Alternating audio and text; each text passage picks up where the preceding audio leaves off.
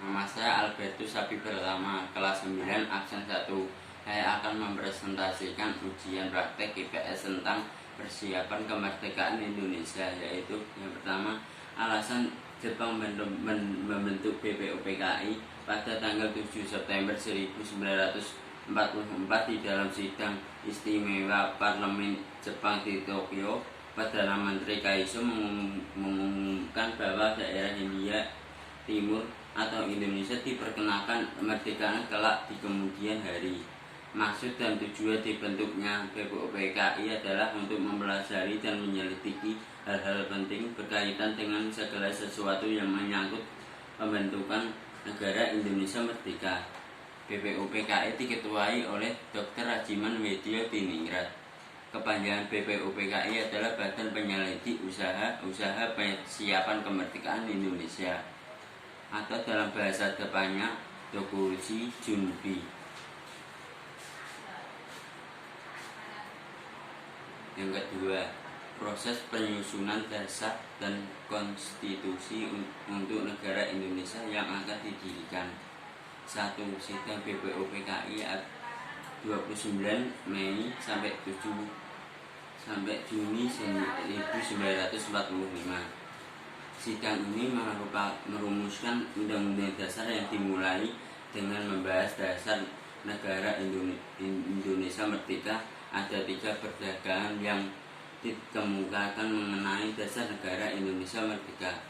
Pada tanggal 29 Mei 1945, Mohyamin dalam pidatonya mengemukakan asas dasar negara kebangsaan Republik Indonesia.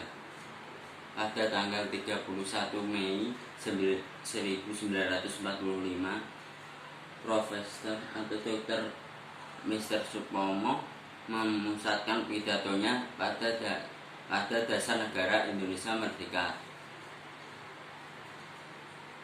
Pada tanggal 1 Juni 1945, Ir Soekarno dalam pidatonya mengumumkakan perumusan 5 dasar negara Indonesia merdeka, yaitu kebangsaan Indonesia, internasionalisme atau perikemanusiaan, 3. Mufakat atau demokrasi, 4. Kesejahteraan sosial, 5. Ketuhanan yang Maha Esa. Sidang pertama BPUPKI berakhir tanggal 1 Juni 1945.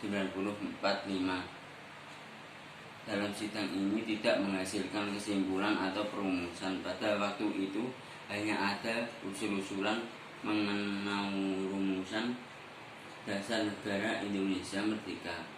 Setelah itu BPUPKI mengadakan reses selama lebih 1 bulan.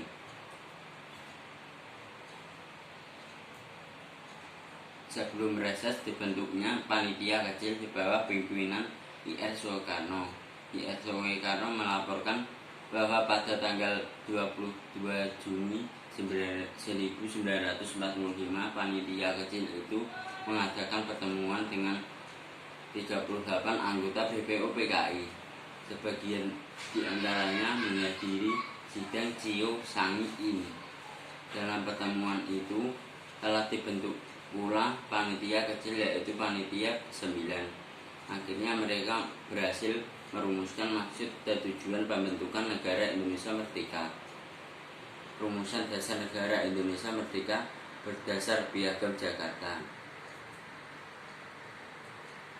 Dari wakil Sumatera tersebut, mereka mendengar kabar bahwa Jepang semakin kalah. Pada tanggal 15 Agustus 1945, Jepang menyerah kepada sekutu tanpa syarat. Hal ini diumumkan Tenno Heiga melalui radio. Sultan Syahrir yang mendengar berita menyerahnya Jepang kepada sekutu segera mendesak Bung Karno agar segera dilaksanakan proklamasi tanpa harus menunggu janji Jepang. Namun Bung Karno belum menerima maksud Sultan Syahrir tersebut dengan alasan belum mengadakan pertemuan dengan anggota-anggota PPKI yang lain. Di samping itu, terlebih dahulu Bung Karno akan mencoba dulu mengecek kebenaran berita kekalahan Jepang tersebut. Sultan Syahrir kemudian menemui pemuda seperti Soekarni, BM Diah, Sayuti Melik, dan lain-lain. Pada tanggal 15 Agustus 1945 pukul 20.30 waktu Jawa zaman Jepang, para pemuda mengadakan rapat yang dipimpin oleh Chairul Saleh.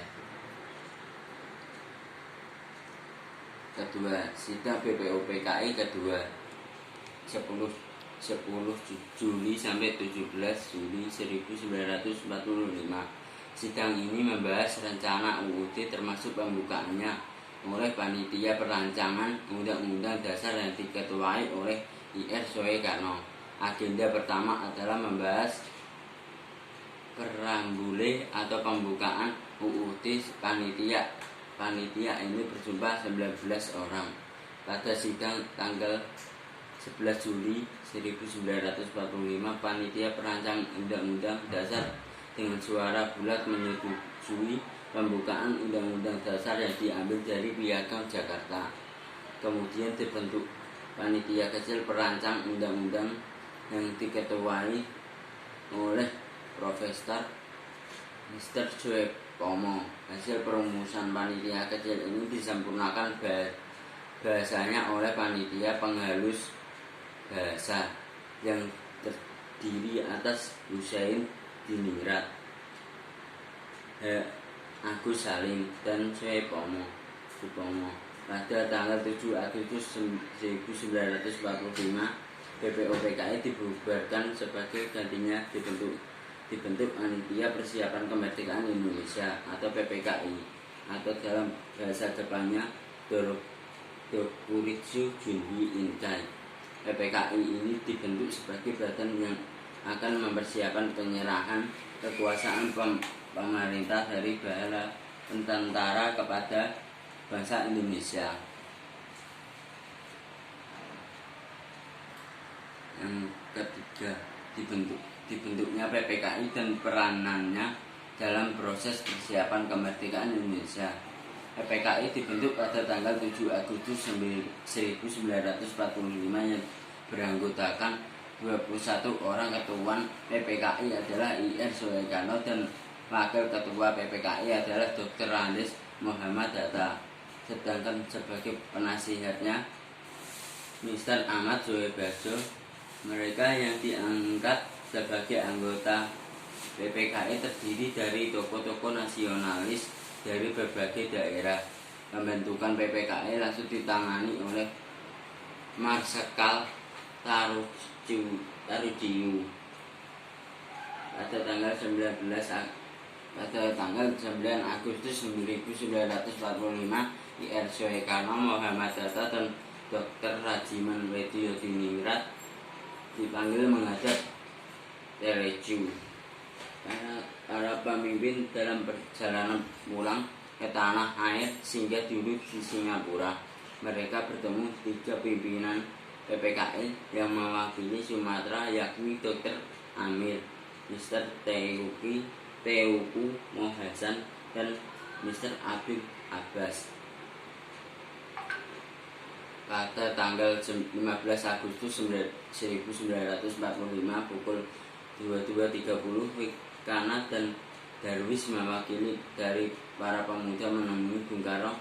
Mereka berdua mendesak Bung Karno agar segera memproklamasikan kemerdekaan pada keesokan harinya. Akhirnya terjadilah perdebatan tersebut sampai mengarah pada pemaksaan dari golongan muda terhadap golongan tua.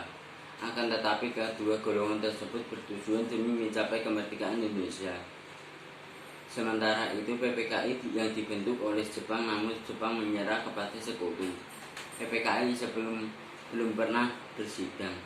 PPKI baru mengadakan sidang pada tanggal 18 Agustus 1945, yakni setelah proklamasi kemerdekaan.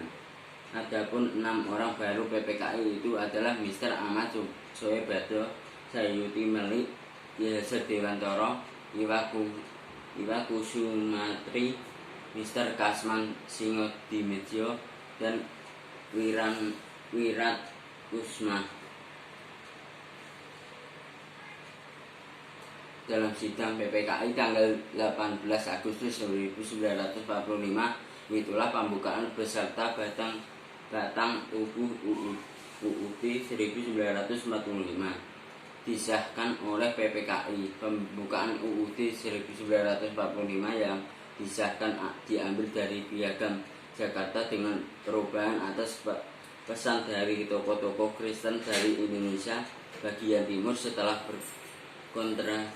berkonsentrasi dengan pemuka-pemuka Islam. Dengan demikian perumusan Pancasila negara yang autentik adalah rumusan PPKI tanggal 18 Agustus 1945, yaitu yang ke-1 ketuhanan yang Maha Esa, yang kedua kemanusiaan yang adil dan beradab, yang ketiga persatuan Indonesia, yang keempat kerakyatan yang dipimpin oleh hikmat kebijaksanaan dalam permusyawaratan atau perwakilan, yang kelima keadilan sosial bagi seluruh rakyat Indonesia. Sekian dari saya, terima kasih.